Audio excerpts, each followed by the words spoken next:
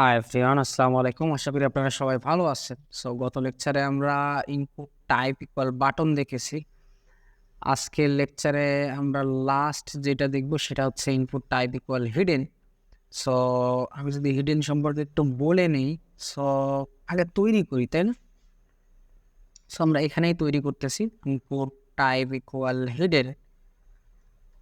Input নিচ্ছি এবং টাইপে বলতেছি হিডেন, অর্থাৎ এটা একটা হিডেন ফিল্ড। আমরা যদি ব্রাউজারে এসে আমরা কিন্তু কিছুই দেখতে পাবো না। ইভেন এটা আসলে hidden input type equal to hidden ব্যবহার করে আপনি ব্রাউজার সাইটে ইউজারকে কিছুই দেখাতে পারবেন না, অর্থাৎ এটা একটা হিডেন ফিল্ড, এটা দেখা যাবে না। এবং এই ফিল্ডের আপনি চাইলে অ্যাট্রিবিউট দিতে পারেন, আইডি আপনি বলতে পারেন হিডেন, আপনি চাইলে নেম দিতে পারেন, নেমেও বললেন হিডেন। দেন আপনি এখানে ভ্যালু দিতে পারেন হিডেন, বাট এইটা ব্রাউজারে কখনোই শো করবে না ইনপুট ফিল্ড, অর্থাৎ ইউজার কোনোভাবে হিডেন ফিল্ডে কিনতে পারবে না, ইনপুট দিতে পারবে না।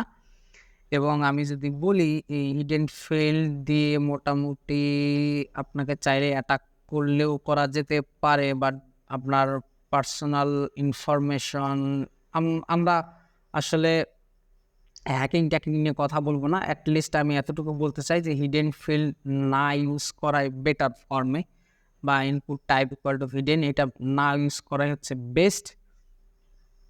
কারণ এটা আসলে ভিজিবল হবে না ইউজারের কাছে, ইউজার এটা এডিট করতে পারবে না, ডেটা দিতে পারবে না। ইভেন আপনি যদি আমি যদি বলি, ইভেন আপনি যদি ব্রাউজারের কনসোলে গিয়ে আপনি আমরা যদি ব্রাউজারের কনসোল শিখাইনি আপনাদের, সো আমি বলতেছি না, ব্রাউজারের কনসোলে গিয়ে যদি আপনারা এডিট করেন, কোড এডিট করেন, সেক্ষেত্রেও কিন্তু আপনারা এই ইনপুট টাইপ ইকুয়াল হিডেন এটা দেখতে পাবেন না।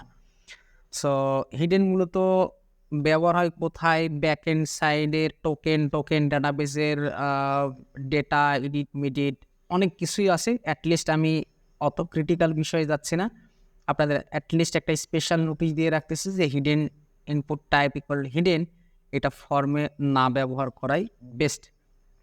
সো আমরা পরবর্তী লেকচারে দেখব যে আমরা ইনপুট টাইপে যে রেস্ট্রিকশনগুলো আছে সেই বিষয় নিয়ে আমরা কথা বলবো। সেই পর্যন্ত আপনারা ভালো থাকবেন, সুস্থ থাকবেন। আল্লাহ হাফেজ।